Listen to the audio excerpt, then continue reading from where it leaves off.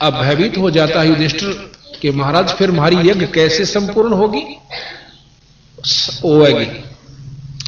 एक संत है इधर, छोटी जाति में है, उसका सुदर्शन नाम है। नीची जाति वाले को सुपच कहते हैं। वाल्मीकि यानी भंगी के घर में जन्म है, और वो संत आवे तो बात बन सके। तो वो कहने लगा युधिष्ठिर के उधर हमने अर्जुन जी को भेजा था, उससे पूछते हैं। वो कह के आए कि नहीं संत को। अर्जुन बुलाया, कहने लगा भाई आपने वहां कोई संत होंगे, उधर कह के नहीं आए उनको। हैं जी संत, पर वो तो अभिमानी बहुत है। के बात है? कृष्ण जी कहने लगे कि मैंने उनसे कहा था कि हमारी यज्ञ में चलिए महाराज। तो वो कहने लगे कि 100 यज्ञ का फल मुझे दे जो पहले, तब मैं थारे यज्ञ में भोजन पान चालू, क्योंकि तुमने इतने पाप कमा रखे से और उसके उपलक्ष्य में तुम ये धर्म कर रहे हो, भाई हम भोजन खाने नहीं जाए। तो आपने क्या जवाब दिया? मैंने ये जवाब दिया। भीम कहने लगे, तो भीम ने से कहा, तो उन्होंने बोला जी वो तो न्यू कहने लगा कि 100 यज्ञ का फल दे मैं जब चालू। मैंने कहा कि मारी तो प्रथम यज्ञ, और देख लियो थारी इच्छा होता आ जाओ, आपने तो उल्टी आंट लगा दी।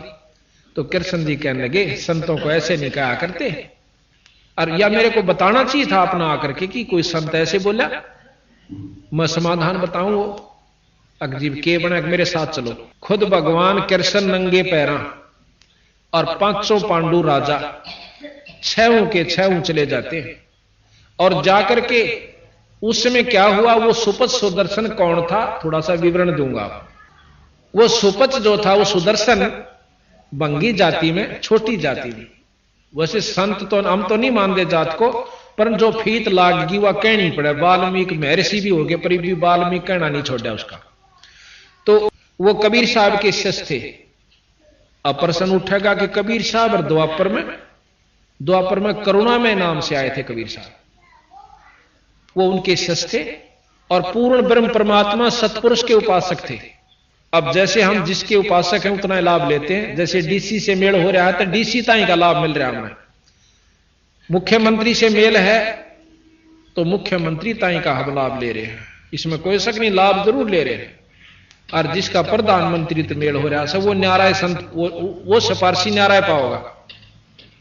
तो इस प्रकार वो पूर्ण ब्रह्म परमात्मा जैसे आपको व्याख्या करी थी, ब्रह्म से ऊपर परब्रह्म और परब्रह्म से ऊपर पूर्ण ब्रह्म, उस पूर्ण ब्रह्म के उपासक कबीर साहब और अवतार कबीर साहब थे। कबीर साहब यानी करुणा में से नाम ले रखा था सुपच सुदर्शन ने। उस दिन जिस दिन कृष्ण भगवान और 5 वो पांडव उनको बुलाने के आमंत्रित करने के लिए जाते हैं, तो कबीर साहब ने अपनी शक्ति से उस सुपच सुदर्शन को कहीं दूर भेज दिया किसी कामवश, और वहां उसका रूप बनाकर खुद बंदी छोड़ बैठ जाते हैं। भगवान कृष्ण जाते हैं, जाके लंबी दंडौत करते हैं जैसे हम करते हैं आस्तीन ग्रंथ साहब के सामने और संतों को। इस प्रकार 5वों ने जब कृष्ण भगवान ने दंडौत करी तो 5वां ने उनने भी करनी पड़ी। तो उठ कर कहते हैं, सुदर्शन जी कहने लगे कि कैसे आए त्रिलोकीनाथ इस गरीब की कुटिया पर। तो भगवान कृष्ण बहुत सात्विक और सतोगुणी प्रधान है। कहने लगे महाराज आपकी महिमा ने कौन जान सकता है, अब मैं आपको आमंत्रित करने आए हैं कि हमारी यज्ञ में चलिए। तो भगवान कबीर साहब कहते हैं, सुदर्शन कहते हैं कि भगवान कृष्ण बात ऐसे है कि ये भगत जी आया था 4-5 दिन हुए जब भीम का नहीं, क्यों भीम तो नारा पछाण में आवे। आगे इसको मैंने कही थी कि भी मैं यज्ञ में जब चालूंगा मैंने 100 यज्ञ का फल दे दो। कि भगवान कृष्ण तो सारी जाने थे, ने बोले महाराज आप ही की वाणी है, क्योंकि जो कबीर साहब ने शास्त्र ईब लिखे हैं ये चारों युगा में लिखाए हैं जो के तो आपकी वाणी है कि संत मिलन को चालिए तज माया अभिमान, और जो पग आगे धरे ओ हे यज्ञ समान। अब जितने भी भक्तात्मा, चाहे करोड़पति, चाहे कोई बड़ा अफसर, चाहे कैसा भी है गरीब, जो यहां से सतभाव से सत्संग समागम में आया है, अपने अहंकार अभिमान में त्याग कर, तो उसको एक एक कदम का फल एक यज्ञ के समान है। ये संतां की वाणी है।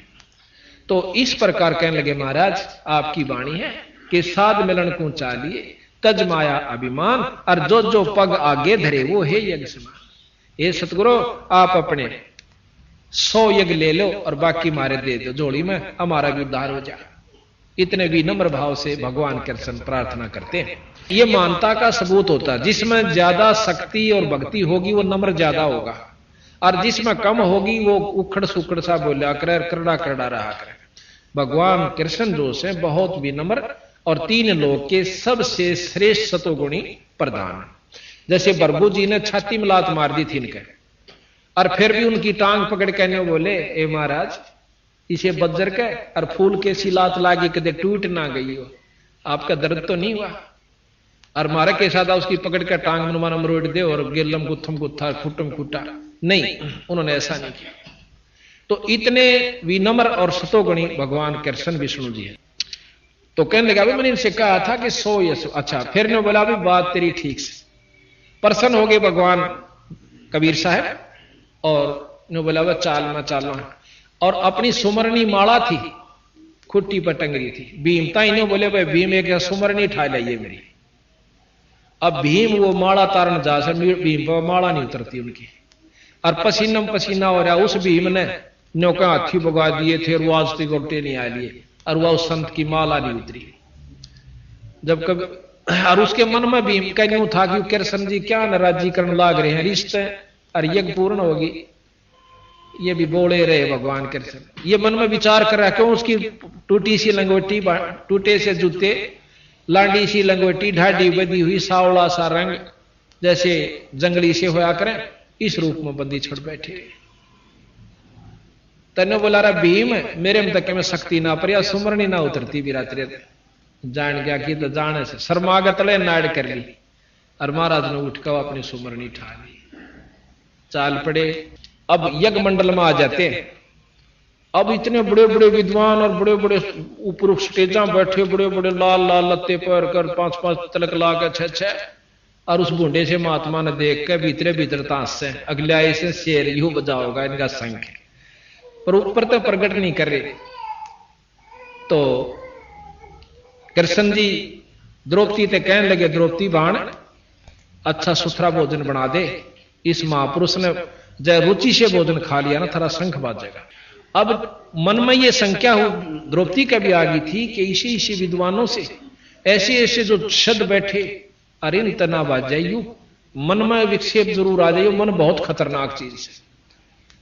फिर भी उसने रोटी जी ला कर बनाया भोजन, 36 प्रकार के व्यंजन तैयार किए और लाकर चांदी की थाली में न्यारी न्यारी कटोरिया में और रख दी। अब भगवान कबीर साहब ने यानी सुदर्शन जी ने क्या करा, क्योंकि वहां सुदर्शन को के रूप में आए थे, सुदर्शन ही का चलेगा यहां पर। अब कई प्रमाण हम आपको बताएंगे जैसे कि संत क्या कर देते हैं अपने भगत को उभारन खातिर। तो सुदर्शन जी ने क्या करा, वो सारी जो किसी में खीर था, किसी में हलवा था, किसी में किशमिश और तरह कई प्रकार के पकवान बना रखे थे, 36 प्रकार के, वो सारे ज्यों के त्यों एक थाली में इकट्ठे कर लिए थोड़े थोड़े जितने खाने थे, और उसकी खींचड़ी सी रड़ा ली, जैसे ने सारे गथोड़ में थोड़ दिए यानी रड़ा लिए। और द्रौपदी ने देखी बैठी बैठी अकमन इतने जी ला कर भोजन बनाया से, और संत खाओगा और सराओगा, उंगली चाटेगा, इसने कदे खाई भी ना होंगे इसे भोजन। और जब उसने नो देखा कि मेरी तो 2 घंटे की आंख खुदाई चूल्हे आ गए दुम्मे में, और इसने जो है ना यू सारा जो है खिचड़ी बना ली, इसने स्वाद का भी ना बेरा, यू कित के शंख बजावेगा, यू गलीज, यानी मन बहुत को सुता के विचार करगी 1 सेकंड में कि इसने जो ना खान का भी ना बेरा, यू कहां के संत शंख बजावेगा, इसने लाए इसे पकड़ के, ये बहुत को सुता है। मन के मते ना चालिए, मन है पक्का दूत, और ले डूब दरिया में फिर जात छूट। एक बार कुक्रम करवा दे, लठ बजवा दे, मुकदमा करवा दे, फिर भारा हो जाने का हमारा समझौता करवा दे। तो पहले कबीर साहब ने कहा पहले समझौता कर लो, ने 2 गाल दे दे, अपना कान बोच ले, 2 मार ले, जब भी सबर कर ले तो भी बढ़िया रहोगे उन मुकदमे आते हैं। और आज तक किसी की इज्जत ना रही सही ने, जो राज्य हो लिए वो भी आखिर में लठ बजा बजा कर मर कर कुत्ते की जुनी में जा ली। तो भाई द्रौपदी के मन में बहुत विक्षेप आ गया। तो क्या किया उस संत ने, सुदर्शन जिया ने 5 बार वो भोजन खाया, 5 ग्रास में वो खा गए सारे को, और 5 बार शंख ने आवाज करी। अब युधिष्ठिर बहुत प्रसन्न हुआ कि महाराज जी मौज होगी, शंख बाज गया। कृष्ण जी ने बोले ना इब्बा नहीं बजा भाई, ये तो अखंड बजाएगा और स्वर्ग तो इसकी धुन जागी, इतनी प्रेम से बजेगा यो, और जब यज्ञ संपूर्ण होगी। अब युधिष्ठिर का फेर मुंह उतर गया, अकीब किसने ढूंढ कर लाएंगे। भगवान कृष्ण कहने लगे कि ना और कुछ नहीं ढूंढना, इस संत के बराबर 3 लोक में कोई शक्ति नहीं। को वर्णन कर रखा गरीबदास जी ने कि इस वाल्मीकि के वो वाल्मीकि ने जिसने गीता लिखी थी ना, ये रामायण लिखी थी, वो वाल्मीकि जो भंगी के घर में जन्म होने के नाते से उसको वाल्मीकि कहा गया। सुदर्शन भी कहा, सुपच भी कहा, सुदर्शन नाम था वैसे सुपच भी कहा। नो बोले इस वाल्मीकि के बालसम, इस सुदर्शन के बालसम ना ही 3 लोक, ये इतनी शक्ति का संत है।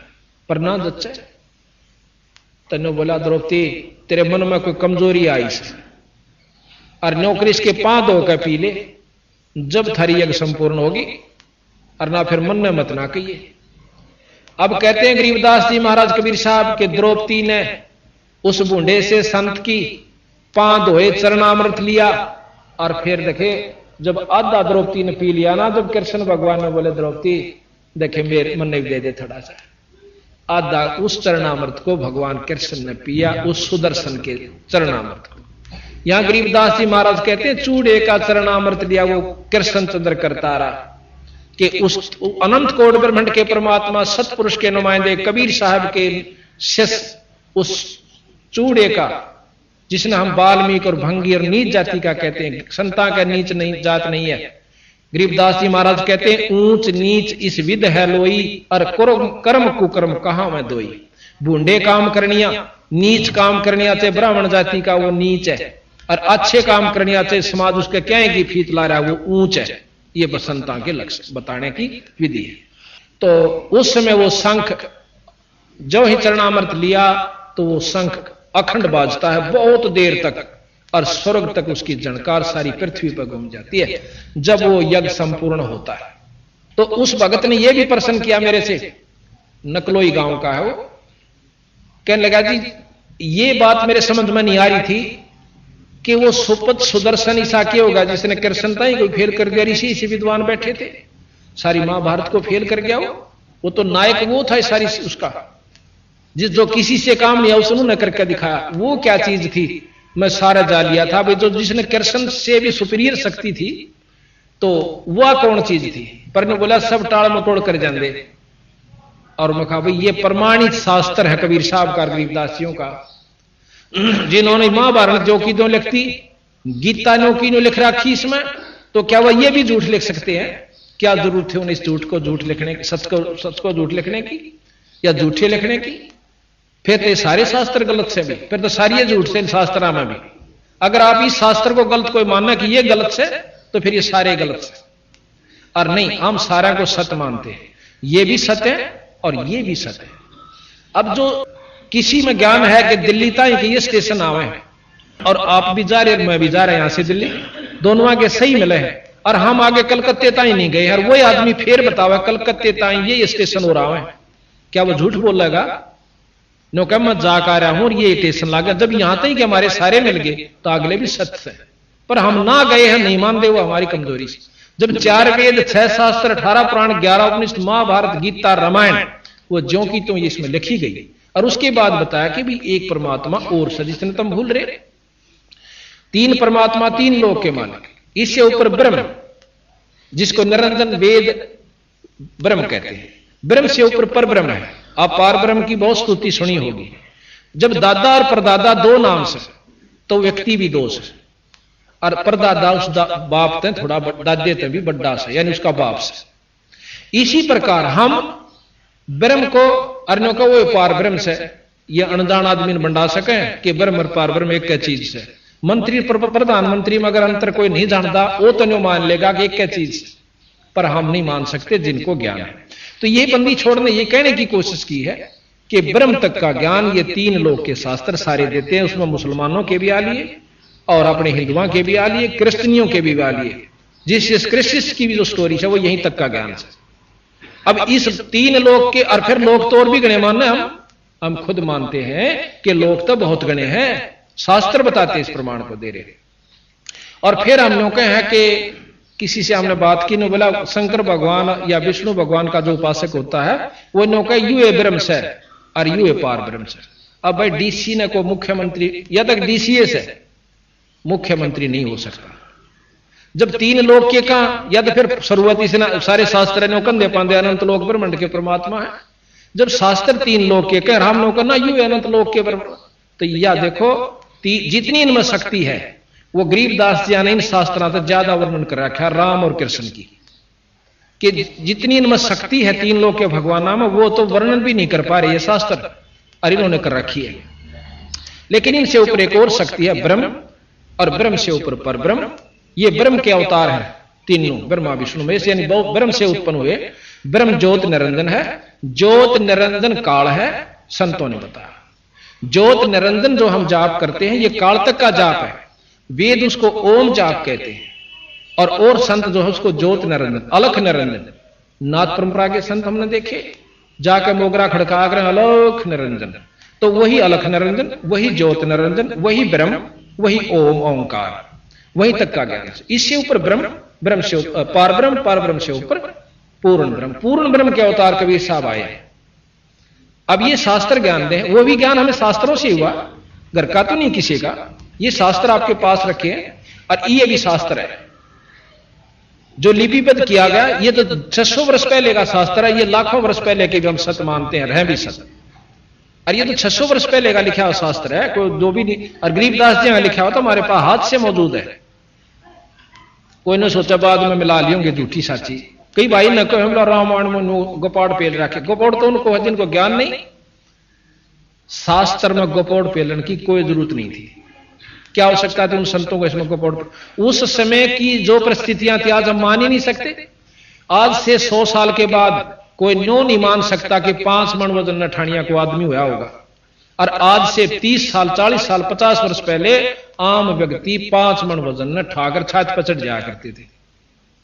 और आने वाले 100 साल में कोई इस बात ने स्वीकार नहीं कर सकता कि कोई 5 मन वजन ठानिया, क्यों ऑर्डर रह जाएंगे प्योंद सी।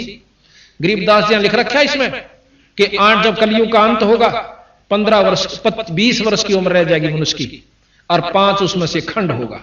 जिस प्रकार आज हमारी 100 साल की उम्र मानकर चल रही है, 100 पूरा कोई नहीं करता, कोई 75 में, कोई 70 में, कोई 60 में, कोई 65 में, कोई 80 में चालते बने हैं। तो अंत जब होगा जब 20 साल की उम्र रहेगी और 5 उसमें से खंड होगा, 15 साल मर पड़ के पूरे होया करेंगे। इतने कसूते यहां पर दुख होया करेंगे, दुख तो ही हो चुके हैं शुरू, और आने वाले समय में तो इतना दुख इस जीव को हो जाएगा, यहां कैर हो जाएगा हर जीव के ऊपर, चाहे मनुष्य है चाहे दूसरे। तो 15 साल की उम्र होगी, 20 साल की जिसमें 5 खंडा, और 5 साल की लड़की के बालक होने शुरू हो जाएंगे। ये समय आओगा और दिल खोल कर ये जीव रहा करेंगे मनुष्य जाति के, कोई मकान नहीं रहेगा, क्योंकि उस समय वर्षा अभाव हो जाएगा और इतने जंखाड़ चला करेंगे कि भूचाल आया करेंगे, मकान बिल्डिंग रह नहीं सकती, और उसमें बिल खोद कर ये प्राणी रहा करेंगे। ये कलयुग के अंत की बात बंदी छोड़ गरीबदास जी ने बताई। तो प्रकरण ये चल रहा था कि हम इस चीज को स्वीकार नहीं कर पाते, तो फिर क्या हुआ, यज्ञ पूर्ण हुई, युधिष्ठिर को सपने आने बंद हुए। यज्ञ धर्म करने से कर्म, शुभ कर्म बढ़ जाते हैं, माड़े कर्म खत्म नहीं होंगे। या भूल मत करियो कि कोई नौका मैंने यज्ञ कर दिया और पिछले पाप कर्म खत्म हो गए। यज्ञ का फल अलग से मिलेगा और पाप कर्मों का अलग से मिलेगा। धर्म का जैसे यज्ञ क्यों करवाया गया, जिस प्रकार सब्जी में मिर्च ज्यादा हो जाए और वह ना खाई जाती होता है घी घेर ले, पर जो अवगुण मिर्च का है वह भीतर शरीर में जाकर अवगुण मिर्च जरूर करेगी, खा जरूर गए। नमक जैसे ज्यादा हो गया उसमें घी डाल लिया वो भी कम हो जाएगा, लेकिन नमक अंदर जो डिफेक्ट नमक ने या फायदा करना वो जरूर करेगा। इसी प्रकार हम पुण्य कर्म जो करते हैं, पाप कर्मों को, जैसे भाई अच्छे धर्म कर रखा, आज वो करोड़पति हो गया, इस दुख तो बचा पैसे की कमी ना रही, लेकिन जो और उसके भाग्य के कर्म से वो भोगने पड़ेंगे। उसका बालक भी मर जाएगा, टांग भी टूट जाएगी, अधरंग भी मारेगा, अंधा भी होगा, चाहे करोड़पति के चाहे अरबपति हो। वह कर्म अलग से, वो सुख न्यारे कर्म का से। तो यहां 3 लोक की व्यवस्था का प्रधान ये है कि जिसे कर्म जीव करेगा वो भोगने होंगे।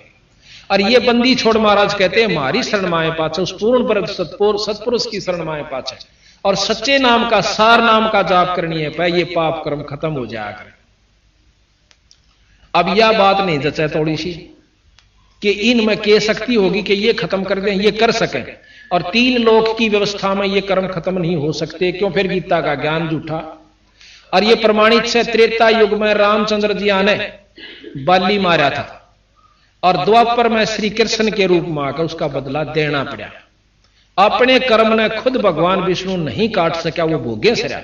तो इनकी उपासना से आप अपने कर्म कटवाण की दबाट देखियो मत। ये कबीर साहब कहते, मैं नहीं कहता ना, ये गरीबदास जी कहते।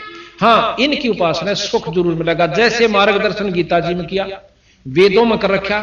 इसके अनुसरण अगर आप करोगे तो आप इस 3 लोक में सुखी हो सकते हो, पर जन्म मरण की बीमारी तो फिर भी नहीं बच सकते। ये कबीर साहब। आज तक हमने कथाएं पढ़ी, शास्त्र ज्ञान किया, रामायण पढ़ी, महाराज भगवान राम का ज्ञान हुआ, कोई बात नहीं। और इष्टवादी होकर के हम उसके, जैसे भगवान कृष्ण जी ने कि हम लीलाएं पढ़ते हैं, उसमें कई ऐसी लीलाएं भी हैं जो कि आम व्यक्ति उसको स्वीकार नहीं करता और अच्छा व्यक्ति नहीं मानता, लेकिन हम उसको गलत नहीं मानते। 3 लोक के जो परमात्मा होगे वो जो चाहे सो कर सके।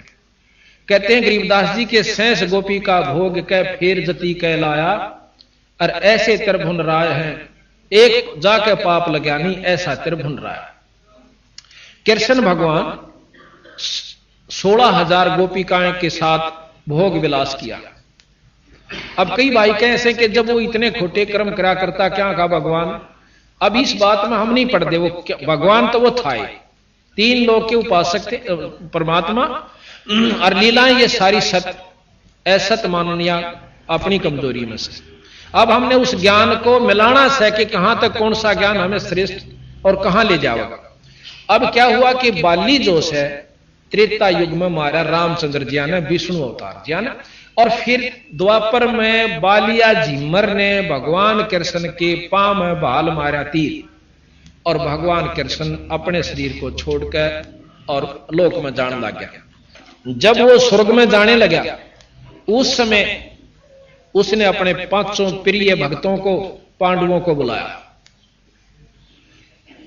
सबने कहा कि महाराज ये क्या हो गया, जुल्म हो गया, किसने मार दिया, ला उसको अभी खत्म कर देते हैं। कृष्ण जी ने बोले ना, जो हो गया यूं तो होना था भाई। उन्होंने, और वो वहीं बैठा बालिया झिमर, हाथ जोड़े, महाराज मेरे से गलती होगी, मेरे से, मैंने तो कोई पशु समझा था। भगवान कृष्ण के पांव में एक पद्म का निशान था जिसमें बहुत चमक होती है, और मैंने वो पांव पे पांव रख के ऐसे महाराज लेटे हुए थे किसी वृक्ष के नीचे, और उसके जो फूंगड़ों में कह, झुरमटों में कह, उसने सोचा कोई मृग बैठा है, इतनी मोटी आंख वाला, और उस आंख समझ के उनके पांव में तीर मार दिया। तो कहे महाराज मेरे से गलती होगी, क्षमा कर दे, मैं पापी जी हूं, मैंने नहीं पता था भगवान है। ने बोला ना भाई, गलती नहीं हुआ करती। भगवान कृष्ण ने उसे बताया कि ना भाई, तेरा मेरा पिछला हिसाब किताब था, मैं रामचंद्र था और मैंने आप अपने स्वार्थ वश लाओ, परमार्थ वश लाओ, कुछ भी बात बनाकर मैंने आपका वध किया था। आपने पूछा था कि मेरा बदला कब दोगे, क्योंकि 3 लोक के अंदर अदला बदला जरूर है। तो मैंने कहा था कि भाई त्रेता युग में, द्वापर युग में दूंगा। तो मैं अपना आज बदला दे चुका हूं और कोई तेरी गलती नहीं। अब युधिष्ठिर भी वहां सुन रहे थे और अर्जुन भी वहीं खड़ा था, सारे खड़े थे। फिर वो बालिया झिमर चला जाता है, बालिया झिमर चला जाता है। फिर कृष्ण भगवान कहने लगे, अभी 5 मेरी बात ध्यान से सुनो। 5 पांडवों से कहने लगे, क्या अर्ज है महाराज कि तुम 5 भाई हिमालय में जाकर तप करो, 5 जने जाकर हिमालय में तप करो और अपने शरीर को वहां खत्म कर दो, गाड़ दो, गड़ा दो। अब अर्जुन प्रश्न करता, युधिष्ठिर नहीं बोलता, न बोले महाराज के कारण हो गया, हम अपने शरीर को हिमालय में क्यों गड़ाएं, के कारण से? तो वहां कहते हैं भाई सत्संग में बात नहीं करें, कोई ध्यान से सुनो, जितनी देर सुनो, और आप नहीं अच्छी लगती तो आराम करो जाकर के, या नहीं बोलना किसी ने। तो युधिष्ठिर जी कहने लगे, अर्जुन प्रश्न करता कि महाराज हम हिमालय में क्यों गड़े जाकर, हमें कोई कारण बताओ कि आपने जो महाभारत में पाप कर्म किए हैं वो आपके समाप्त नहीं हुए, अपने शरीर को कष्ट दे करके वहां गाड़ दीजिए और आपके ये पाप कर्म कम हो जाए। अब वहां कबीर साहब कहते हैं कि अर्जुन ने हाथ जोड़कर कहा कि भगवान, आपने गीता में सबसे पहला यही कहा था कि आपके ऊपर कोई का पाप कर्म लागू नहीं होंगे, और ये हमने फिर आप यज्ञ करी, उस समय भी आपने कहा था यज्ञ कर दो आपके पाप कर्म खत्म हो जाएंगे, 2 बार यज्ञ करी, और तीसरी बार आप फिर कहते हो कि वहां पाप कर्म गड़ जाओ सारे और तब करो आप खत्म हो जाएंगे। कहते भगवान आपकी लीला हमें समझ में नहीं आई। कोई बात नहीं, समझ में ना आई आप ये काम करो। अब ज्यादा बोलने की हिम्मत नहीं होती क्योंकि बहुत विद्वान थे, भगवान अपने 100 लोग को चला जाते हैं। अब कबीर साहब कहते हैं यहां तक के तो ज्ञान शास्त्र देते हैं, अब आगे का मैं बताऊं। 5 पांडव हिमालय में गड़ जाते हैं, युधिष्ठिर जो है केवल उनका पंजा गड़ता है, वो सह शरीर अपने पिता के पास चले जाते हैं। ये 5 कौन थे? युधिष्ठिर धर्मराज का लड़का था, जो लेखा जोखा करता धर्मराज, उसका पुत्र था। यहां नाटक करने के लिए आए थे। जिस प्रकार एक फिल्म के अंदर करोड़पति का लड़का एक रिक्शा चलाता है और रिक्शा में वो सही रोल कर रहा है, कति रिक्शा पुलर का और गरीबी का, और भाई जिस ढंग से वो रहता है एक भिखारी का कर रहा है, वो सही रोल कर रहा है। वो ना तो भिखारी है उस पिक्चर में, पर पिक्चर देखनी है वो बिल्कुल सच लग रहा है, आनंदित भी हो रहे हैं, दुखी भी हो रहे हैं उसके दुखों में। तो ये इसी प्रकार वहां से ये 5 महाशक्तियां आई थी अर्जुन जी के साथ, कृष्ण जी के साथ। युधिष्ठिर धर्मराज का लड़का और भीम पवन देव का लड़का और अर्जुन इंद्र जी का लड़का, और ये जो 2 थे नकुल और सहदेव, ये अश्वनी देव के लड़के थे। ये चारों के चारों तो नरक में डाल दिए, कबीर साहब बताते हैं, युधिष्ठिर को छोड़ के। युधिष्ठिर अपने पिता के लोक में चला जाता है, धर्मराज के लोक में। अब वहां जाके कहता है कि मेरे भाई कहां हैं, क्योंकि ये ममता जोसेफ बहुत देर तक, अब एक सफर में भी हम काफी देर रह ला, एक स्कूल में जो 2 साल 4 साल 10 साल इकट्ठे पढ़ ले, जब वो न्यारे चले जाते हैं तो कभी ममता जरूर उमड़ेगी कि एक बार फेट का जिनका अच्छा सुख रहा हो मिल के आओ। तो इसी प्रकार भगवान युधिष्ठिर जी कहने लगे कि अपने पिताजी से कि वो मेरे भाई कहां हैं। युधिष्ठिर जी के पिता यानी धर्मराज कहने लगे कि कोई किसी का भाई नहीं था, वहां तो एक खेल अपना खेल का है सो तुम, और वहां कोई किसी का भाई नहीं, तू तो मेरा पुत्र है और ये तेरा लोक है, ये तेरा राज, यहां रह। उसमें इतनी ममता होगी कि ने बोला मैं उनके दर्शन जरूर करूंगा, जो मेरे साथ 100 साल रहे, कितने दिन रहे और मेरे रह नहीं सकता, मैं पागल होने जा रहा हूं। तो धर्मराज ने बताना पड़ा कि वे चारों नरक में पड़े हुए। कहने लगा नरक में क्यों गए? कि उन्होंने एक महाभारत किया था, युद्ध किया था, उसका पाप कर्म वो भोग रहे। अब युधिष्ठिर जी कहने लगे उनका कोई समाधान हो सकता है? हो सकता है। आप अपने पुण्य उनको दो, वो कुछ समय के लिए उन पुण्यों को भोगने के लिए बाहर आ सकते हैं, पर कर्म फिर भी भोगने पड़ेंगे, पाप भी। आप अपने पुण्य दे सकते हो और उनको बाहर निकलवा सकते हो कुछ समय के लिए, जितना वो पुण्य दोगे, उनके बाद फिर उन्होंने वो कर्म फिर भोगने पड़ेंगे। न बोला जी एक बार बाहर कटवा दो, न बोला जा भाई तेरे पुण्य जाएंगे इसमें, अग जान दो, कि ममता बहुत बुरी चीज होती है।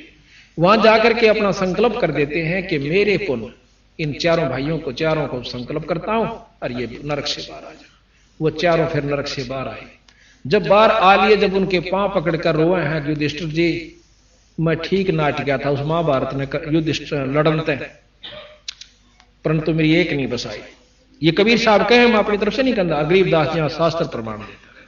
तो यहां बंदी छोड़ गरीबदास जी महाराज कहते हैं कि इस महाभारत को आप 100 बार पढ़ लो और 1,00,000 बार पढ़ो, ज्ञान हो सके कि के काम उस दौरान हुआ और कौन सा करने का था और कौन सा ना करने का। आज गीता जी की कसम खा के और कोर्ट में कई सालों तक और हाथ दिया जाता है कि मैं गीता जी की कसम खाता हूं। क्यों? हमारा श्रेष्ठतम, हिंदुओं का श्रेष्ठतम यह ग्रंथ है, और जो गीता जी की कसम खा ले वो नरक में जा सकता। अब दोनों तरफ से गीता जी पर हाथ धरे जाते हैं। जो जुल्मी है वो भी धरे, मुरजम भी, और जो दूसरा भी धरे, गवाह भी धरे। जो कहूंगा साच के सिवा कुछ नहीं कहूंगा। और फिर जो फैसला हो से वो फिर एक तो झूठा होएगा जब दोनों कसम खावे। तो भाव ये से कहने का हमारा कि यहां जो सबसे श्रेष्ठ ज्ञान गीता जी का, अब इसको लीजिए। गीता जी के ज्ञान तक अंतःकरण साफ हो सके। संतों के सत्संग सुनने से अंतःकरण साफ होगा, पर कर्म जन्म मरण फिर भी नहीं मिटेगा। बा दिया, समार दिया, खूब का उस अच्छी तरह तैयार कर दिया, पर बीज ना बोया। अब बीज के ऊपर रोला होगा, आवेगा सारी बात। अब कोई कहे कि हम बीज बोते हैं, राम जपते हैं, कोई कहे कृष्ण जपते हैं, कोई कहे अल्लाह जपते हैं, हम खुदा जपते हैं, कोई ज्योत निरंजन जपते हैं, कोई ओम जपते हैं। अब ये बीज है, ये नाम अब बीज है। अब जिस नाम का जाप जिस ढंग से करोगे उसका लाभ आपको वहीं तक का मिलेगा। राम और विष्णु भगवान का लाभ लेने के लिए राम और कृष्ण का जाप बंदी छोड़ना नहीं बताया। ये आदरण की दृष्टि से आदरणीय ये नाम है, पर मुक्ति के नाम राम और कृष्ण या ये नहीं है। उनका आदि नाम जो जब से सृष्टि रची थी, कृष्ण कोई आज का नहीं है।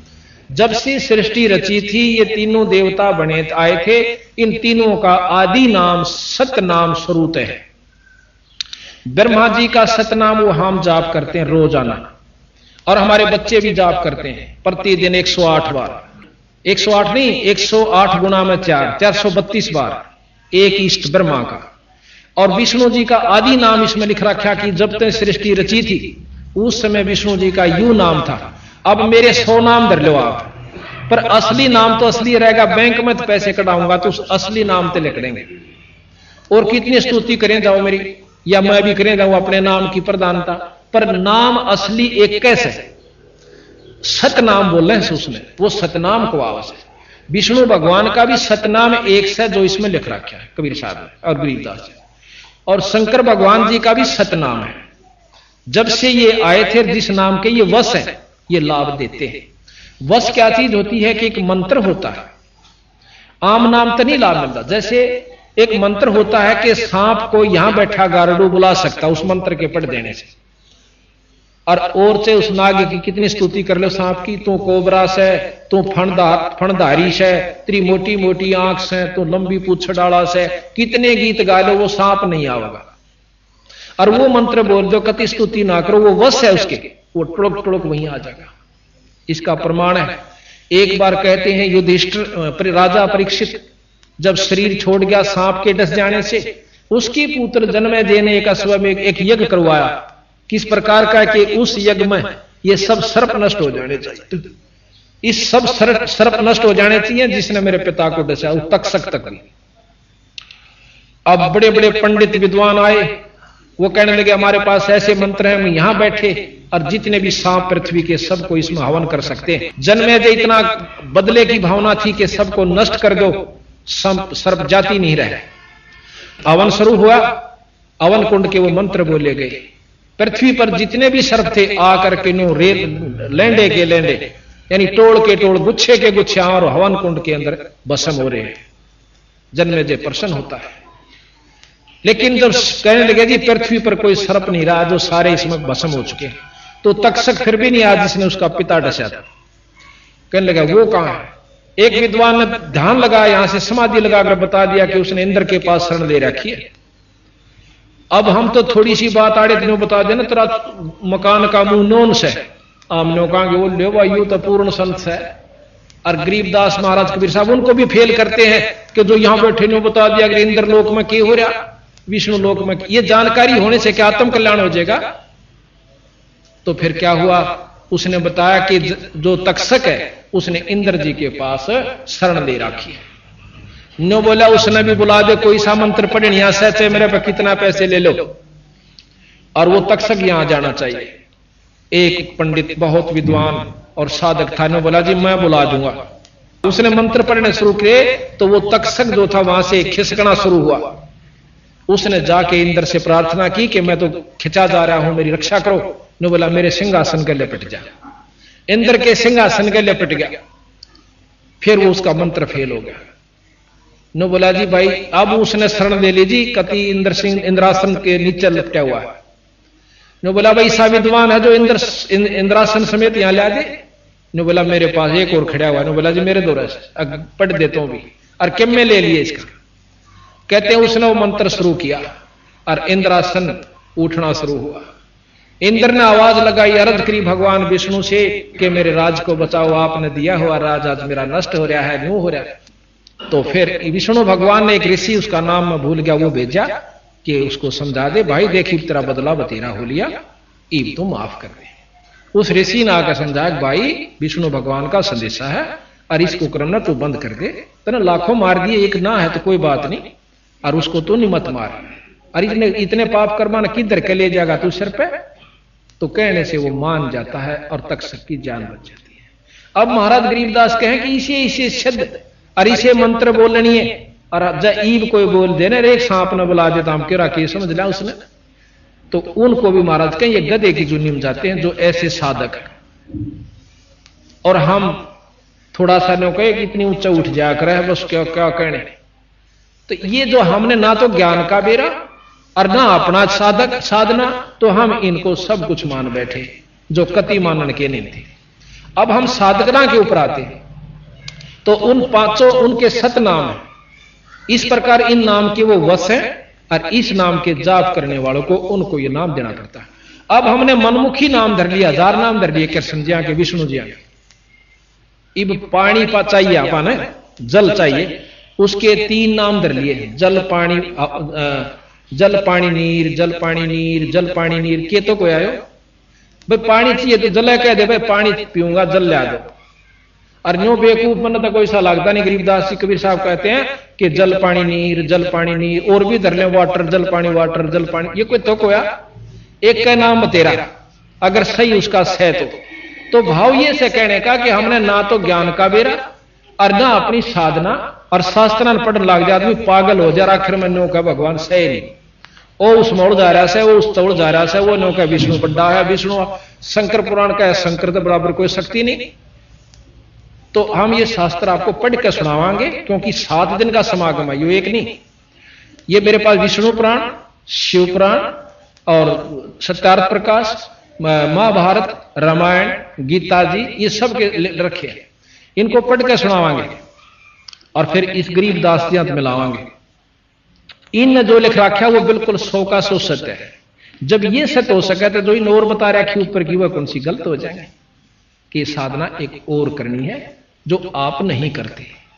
बोल सतगुरुदेव की। अभी आपने सुना कि जिस प्रकार तो उस भगत जी ने मेरे से प्रश्न किया था कि मैं इस बात को नहीं जान पाया आज तक कि सारी महाभारत को फेल करने वाले वो सुपत जी कहां से आ गए।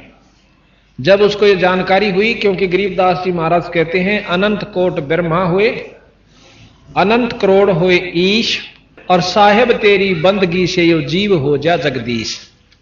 तो उसको बताया कि भाई परमात्मा कबीर साहब के अंदर वो शक्ति है कि उनके सतनाम को जाप करने से ये जीव भी पी बन जाता है। जो 3 लोक के परमात्माओं में शक्ति होती है वो सतगुरु के उपासक हंस में हो सकती है। अब हम आपको ये बताने की कोशिश करेंगे कि कबीर साहब में क्या शक्ति थी। जिस प्रकार हमने भगवान राम और कृष्ण जी को ईश्वर संज्ञा में ले रखा है, उनकी लीलाओं को सुनकर, उनकी महिमाओं का जानकारी हो जाने से उनने के काम करे, क्या क्या किया कि गीता जी के ग्रंथ का उन्होंने हमें ज्ञान दिया, उसको हमने बहुत श्रेष्ठ ज्ञान मानकर भी उनको ईश्वर संज्ञा में लिया। दूसरा यह है कि उन्होंने अपने पिताजी को कैद से छुड़वाने के लिए कंस का वध किया और जैसे पूतना को जहर दूधी का जहर लगा कर मारने के लिए पूतना गई थी, भगवान कृष्ण ने उसको खत्म कर दिया और मरे नहीं। और भी बहुत से कितने राक्षस गए थे, उनके काबू में भगवान कृष्ण नहीं आए। इन शक्तियों की जानकारी हो जाने से, लीलाओं के ज्ञान से हमने उनको ईश्वरीय संज्ञा में ले लिया और इसमें कोई शक नहीं। इसी का प्रमाण बंदी छोड़ कबीर साहब तथा गरीबदास जी बतावे हैं कि ये तीन लोक के परमात्मा थे। अब हम आपको कबीर साहब की लीला बताएंगे।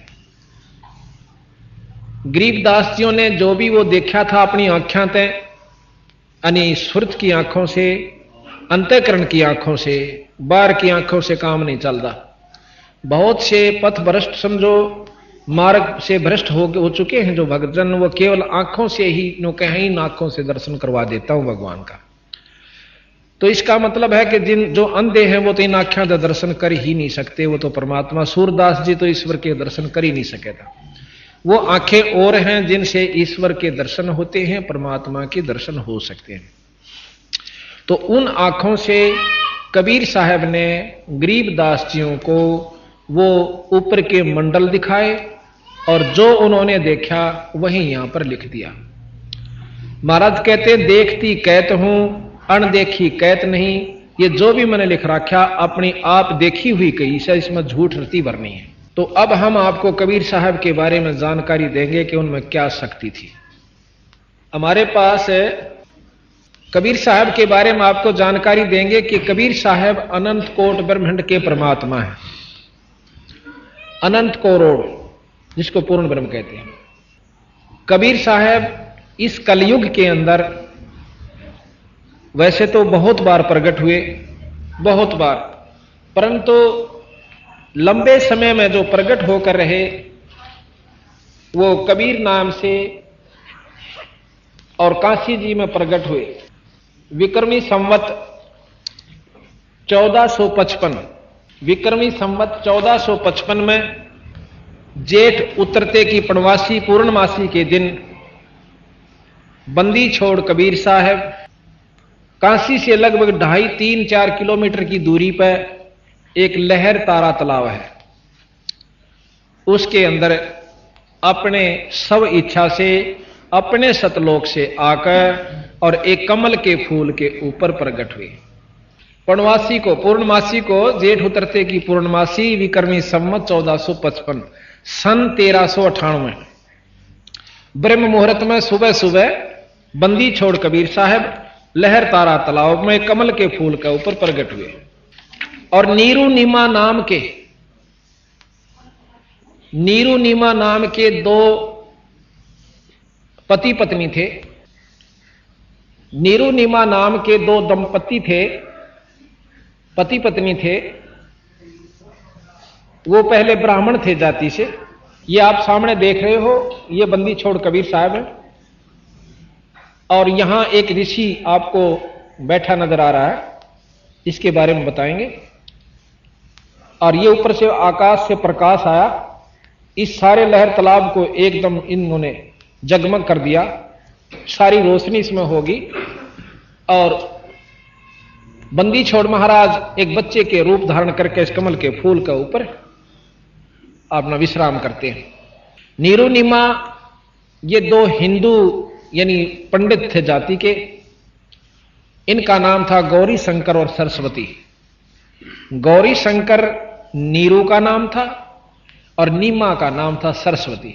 ब्राह्मण थे, लेकिन उस समय हिंदुस्तान के अंदर मुसलमानों का प्रभाव ज्यादा था। राजा मुसलमान थे और हिंदुओं से मुसलमान बनाया जाता था। मुसलमानों ने, क्योंकि ये विद्वान थे, शंकर जी के ज्यादा उपासक थे। शंकर भगवान की जो शंकर पुराण है, शिव पुराण का ज्यादा अध्ययन किया करते थे तथा सुनाया करते थे। लेकिन मुसलमानों ने यह सुहाया नहीं उनके इतने अच्छे ज्ञान को, जबरदस्ती मुसलमान बना दिया। और जो इनके वंशज थे पंडित जी, उन्होंने इनका सहयोग नहीं दिया, बल्कि ये मान करके तुम्हारे को तो मुसलमान बना दिया, आप हमारी जात में नहीं आ सकते। जबरदस्ती उन्होंने पानी पिलाया था मुसलमानों ने, जबरदस्ती। और उस दिन के बाद उनको हिंदू समाज ने उनको रिजेक्ट कर दिया, यानी वो अपने समाज से निकाल दिया। अब उन्होंने देखा कि मुसलमानों वाला काम तो हमारे बस का नहीं, ना हम मांस खा सकते और ना हम नमाज पढ़ सकते। उन्होंने फिर भी अपने इष्ट की उपासना ज्यों की तो रखी और एक ताणी बुनन का काम शुरू कर दिया। अब जैसा कर्म कोई करे वैसा ही उसको नाम दे दिया जा। जैसे हमने देखा कि एक जाट एक जगह चिनाई का काम कर रहा ठेकेदार के पास, उसको सब मिस्त्री के, जाट को वहां कोई नहीं कहा था। एक पंडित बहुत गरीब था, उसने किसी ने सलाह दे दी कि वह तो दिल्ली में अपना खोल ले दुकान नाई की, नाई की दुकान खोल ली, तो वहां उसको नाई कहेंगे, पंडित जी कोई नहीं कहेगा। तो जैसा भी हम कर्म करते हैं उसी के नाम से हम प्रसिद्ध हो जाते हैं, जाने जाते हैं। तो उनका क्या हुआ जी, उन बेचारा ने अपना ताणी बनने का काम शुरू कर दिया। पहले आम घर में हुआ करती दरीदारी तय आम छोरी वो बनाया करती थी, आदमी भी बना। इधर सिरसा जिले में हम गए थे, वहां पर अब भी खड्डी बनाई हुई उन्होंने, अपनी दरी आप बनाती हैं बहनें, लड़कियां बहन खेस बनाती हैं। लेकिन वो उन्होंने एक विशेष उसका साधन वो बेचनी शुरू कर दी महाराज के पिताजियों ने अपना रोजी रोटी के लिए। तो उनको जुल्हा नाम दे दिया, जो खाडी का काम करे वो जुल्हा जाना जाता है। उनका संतान कोई नहीं थी। कहते हैं एक उन्होंने गंगा में नहाना भी बंद करवा दिया पंडित जियों ने कि यहां आप स्नान नहीं करा करोगे।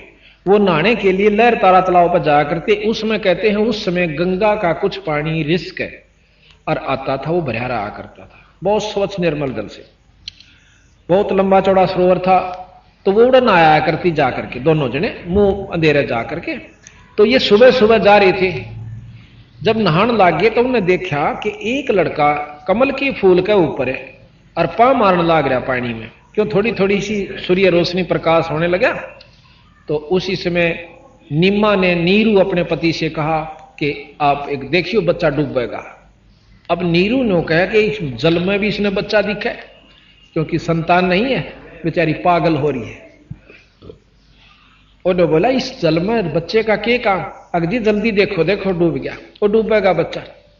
अब उसने भी इतनी कराट से कहा तो एकदम नजर गई, सामने देखा है तो कम से कम भी बहुत ज्यादा पानी उसमें और बहुत दूरी पर, लगभग 50 फुट की दूरी पर बच्चा नजर आवे। अब वहां पर ना तो कोई औरत धरका आ सकती और जच्चा तो भी ना बढ़ सके उस पानी में। तो भाव ये सब लोग वैसे मनमुखी बना रखा। कई भाई कहें से कि वो तो एक विधवा ब्राह्मणी का हुआ था, शर्म की मारी की तजगेर की थी, एक टोकने में पाया था, नो पाया था। ये सब बनावटी बात से कति नरी झूठ है। नो कहे बिना माँ बाप का पैदा ही नहीं हो सकता। जब शुरू में सृष्टि रची जब कैसे हुई थी, कौन था, माँ था कि बाबू था, पहले विचार करिए। वो परमात्मा बना भी सकता है और आप भी आ सके, इसमें कोई आंट मानन की आवश्यकता नहीं। और जिस परमात्मा पर पाबंदी होगी नो नहीं कर सकता तो भगवान नहीं है, ईश्वर संज्ञा में नहीं है, वो जो चाहे सो कर सके। तो जी वो भाग के अंदर गया और समेत फूल उस बच्चे को ले आता है। आज कबीर साहब एक कमल के फूल के ऊपर है और लहर तारा तालाब के अंदर आए। वहां पर नीरू जो है, नीरू भाग करके अंदर से उस कमल के फूल में थे और सदा फूल उठा लाता है और नीमा को दे देते हैं। ये साथ में नीरू खड़ा है और ये इधर महाराज कबीर साहब को लिए नीमा खड़ी है सरस्वती जी, जो कि जिनका पहला नाम सरस्वती जी था। तो अब उसने निकाल तो लिया बच्चे को, फिर उसके याद आई अक्तन तो चाड़ा कर दिया। पहले तो हमारे को हिंदू से मुसलमान बना दिया और अब हम इस लड़के ने ले जाएंगे तो हो सकता है वो लोग हमें ताने देकर बुरी अच्छी कह करके और किसी राजा को सिखला करके कहीं से हमें देश निकाला ना दे दें। तो क्या करें?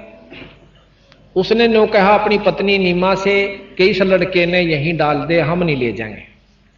अब औरत की आत्मा बहुत नरम हो है, ने बोली जी मेरे प्रति बालक नहीं गिरा जा सकता, ये बच्चा मेरे से नहीं पढ़ सकता, क्योंकि मां ने बेरा होश है कि नवजात शिशु और इसके मां नहीं बाप नहीं, कितनी बुरी हालत में ये तड़फेगा मरेगा। ने बोली जी देख मैं तो इसने छोड़ नहीं सकती। तो ये छोम आ गया आखिर में नीरू जी कि मैं तेरा थप्पड़ मारूंगा और इसने गेर यहीं पे, या फिर रोन लागी, बैठ कर बोली कुछ नहीं। इतनी कराहट देख कर माई की तो बंदी छोड़ कबीर साहब एक दिन के शिशु बोलते हैं, कहने लगे भगत जी मैं आपके लिए सतलोक से आया हूं और मुझे घर ले चलो, आपको कोई कुछ नहीं कहेगा। और इतनी आवाज कबीर साहब के मुंह तक सुनकर उस नीरू की पिंडी कांपन लागी, घबरा गया कि ये पता नहीं क्या देव है या कोई गण है या कोई भूत प्रेत ना हो। और घबरा करने बोला भाई तो ले चाल बेशक मैं कुछ नहीं कंदा आपसे। उस बच्चे को लेकर घर ना आ जाते हैं। तो वहां क्या होता है, बच्चे को लेकर घर ना आगे निकल, अब किसी ने बेरा पट्टा को भाई ये तो एक छोरा ठाए ले किसी का, कोई तो कुछ कहे, कोई कुछ कहे और कोई कुछ कहे। तो ये दोनों घबरा जाते हैं कि केरा होगा। अब मुसलमानों को पता चला कि चलो लड़के का नाम रखेंगे और अपनी कुरान लेकर आ जाए।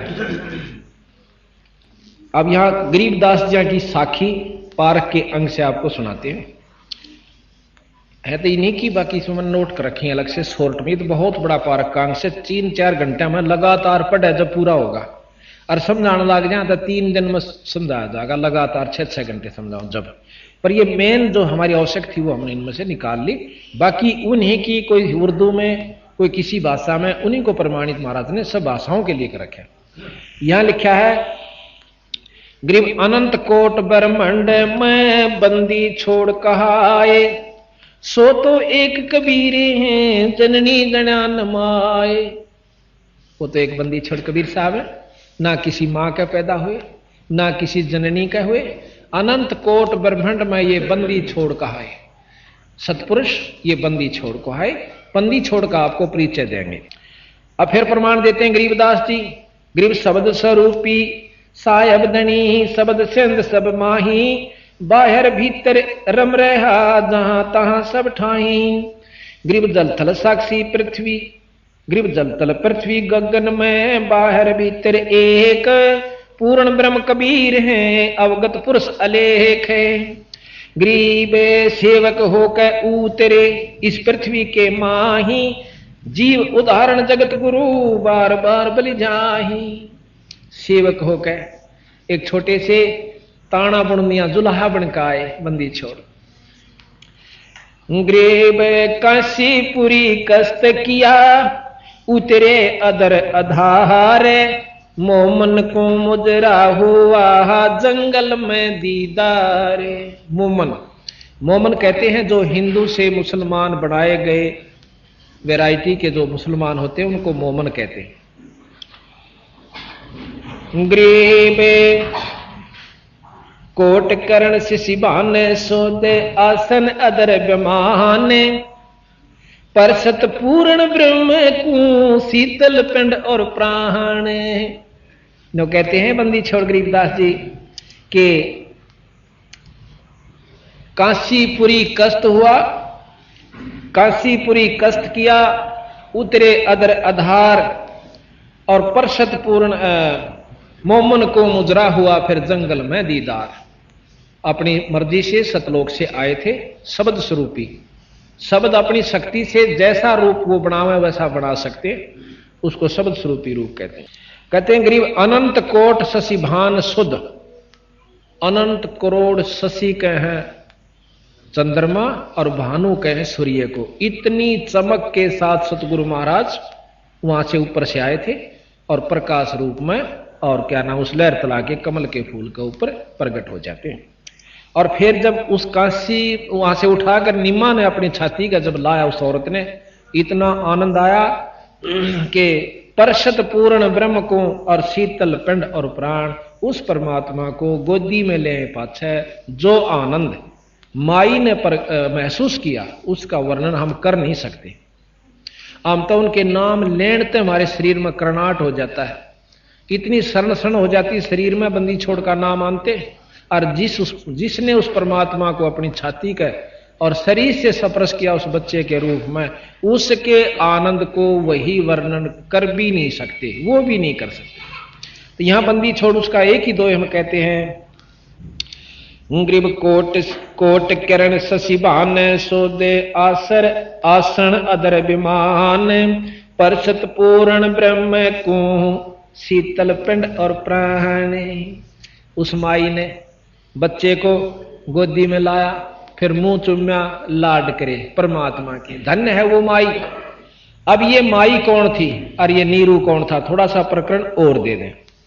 ये उस सुपत सुदर्शन वाल्मीकि के पिता पुत्र माता पिता थे द्वापर में। उसने सुदर्शन ने तो महाराज कबीर साहब की बात को सत्य मान लिया, लेकिन इन्होंने उनकी बात पर विश्वास नहीं करा कि आप तो वैसे ही कह रहे हो कबीर साहब, मुनिंद करुणा में जी के नाम से आए थे ना, आप तो वैसे झूठ बोल रहे हो, ब्रह्मा विष्णु महेश से ऊपर कोई शक्ति नहीं है। हमने इन्हीं के बारे में जानकारी, अनपढ़ थे, जंगल में रहते थे, लेकिन नहीं माना। तो सुदर्शन आखिर में अपने महाराज से कहता, गुरुजी हे परमात्मा मेरे माता पिता का कल्याण भी कर दियो। जो बोला भाई देख, इस जन्म मत ये मान देनी, इनको फिर जन्म दूंगा, और फिर जब इनका जन्म होगा मनुष्य का ही होगा, और फिर इनको मैं नाम उपदेश दूंगा। नाम बिना जीव का छुटकारा नहीं हो सकता। नहीं तो परमात्मा कबीर साहब खुद भगवान आ रहे थे, सारा गेल ले जाते सतलोक में, और सब ने सामने दर्शन दे रहे थे, कबीर साहब परमात्मा थे। जब इन्हों दर्शन तय अगर मुक्ति होती होती इबन तो सारे जा लेंगे। एक नियम से परमात्मा का नाम भजन करना पड़ेगा, और वो भी सच्चा नाम जो कबीर साहब ने आगे प्रचलित कर रखे। तो जी वो नहीं माने। दूसरा जन्म उनका ब्राह्मण और ब्राह्मणी का हुआ, उसमें भी महाराज कबीर साहब इनको मिले थे ऐसे ही, एक बच्चा वैसे ही मिल गया था जैसे रास्ते में चलते हुए। तो कबीर साहब जब 5 साल के 4 साल के हुए तो इनको कहने लगे कि आप मेरी बात का यकीन करो, मैं आपको नाम दूंगा और आपका गुरु बनूंगा, आप नाम लो और पार हो जाओगे। पर इनका फिर भी विश्वास ना हुआ कि और बालक ने हम गुरु बनावे। तो उनका वो शरीर भी खत्म हुआ कुछ दिनों के बाद, जो पूरे हुए। उसके बावजूद फिर ये ब्राह्मण और ब्राह्मणी फिर बने। जब कबीर साहब ने तो ये मानना नहीं हो क्यों, फिर ब्राह्मण ब्राह्मणी का घमंड उच्च जाति का ऐसा काम बना कि मुसलमानों ने उनको पहले ही ऐसा कर दिया कि उसमें अभिमान नहीं छोड़ा, और औलाद नहीं थी। फिर इनको लहर तालाब प्रकट हुई। हाँ, पहले जन्म में जब महाराज इनको मिले, इनको कहने लगे आप नाम ले लो, तो ये नहीं माने। तो 5-7 दिन के बाद महाराज उनके सामने के सामने अंतर ध्यान हो गए थे, दिखे नहीं उनको। उसके बाद वो पुत्र रहित भी हो गए थे और बहुत पछताए थे, रो रो कर रुदन मचा दिया था कि हमने नहीं बेरा था, आप इतनी महान शक्ति हो। फिर महाराज ने अगले जन्म में फिर मिले एक बच्चे के रूप में, जैसे अभी वर्णन किया। तो उनको महाराज कहें, जो जन हमारी शरण है ताका हूं मैं दास, और गेल गेल लाग्या रहूं जब लग धरनी आकाश। फिर कहते हैं भक्ति बीज जो होवे हंसा, तारू तास के कोत्तर वंशा। एक भी कुणबे में अगर सच्ची भाव ते कबीर साहब को मानता है, नाम ले रखा पूरे गुरु तक, तो उन्होंने उसके 101 पीढ़ी न पार करूंगा। ये प्रमाण दिया सतगुरु ने कि उसके मां बाप को भी महाराज पार करके ले गए और इस रूप में आकर ले गए। तो यहां ग्रीब काशीपुरी कष्ट किया, गृह में गोद लिया मुंह चूम कर, कोट हेम रूप झलकंते, जगर मगर काया कर दमक पदम अनंते। हेम रूप जैसे हेम कहे बर्फ न, और स्नो व्हाइट का आकरण बहुत कति बर्फ के साथ सफेद, इतना बंदी छोड़ का चमकीला शरीर था। कहते हैं गरीबदास जी महाराज,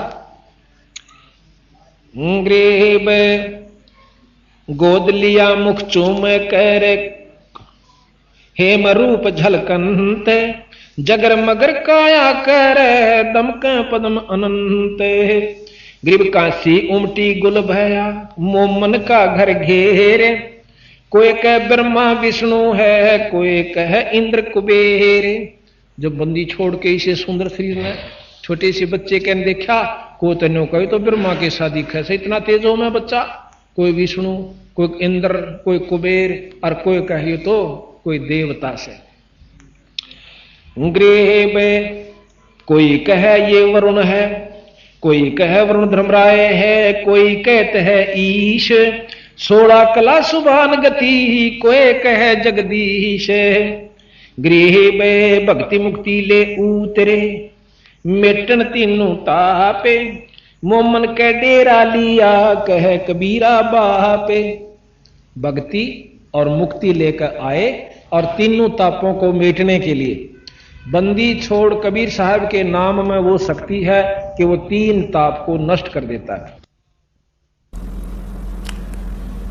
भाई जो गुरु बचन पे डट गे रकट गे फंद 84 के। भाई जो गुरु बचन पे डट गे रकट गे फंद 84 के।